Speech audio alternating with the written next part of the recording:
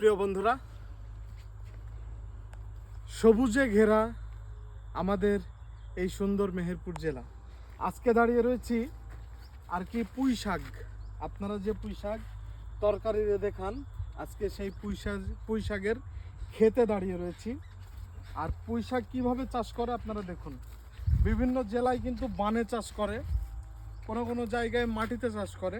এটা মূলত মাটিতে চাষ করার কারণটা হচ্ছে এই পুঁই শাকটা কিছু কেটে বিক্রি করার পরে এই পুঁই শাকটা দিয়ে আপনার বেসন তৈরি করা হবে। এই যে পাশে দেখেন প্রায় 1 বিঘার উপরে বাগানটি। তো আপনার অন্যান্য জমিতে বা অন্যান্য চাষি কিন্তু বানে চাষ করে আমাদের মেহেরপুর জেলায়। তবে এই চাষি যে আপনার হচ্ছে এই যে মাটিতে লাগানোর কারণ একটাই, যে এই শাকটা থেকে বেসন তৈরি হবে, পর্যায়ক্রমে আরও বেশি হবে, আরও বৃদ্ধি হবে, যার কারণে এটা মাটিতে লাগানো হয়েছে।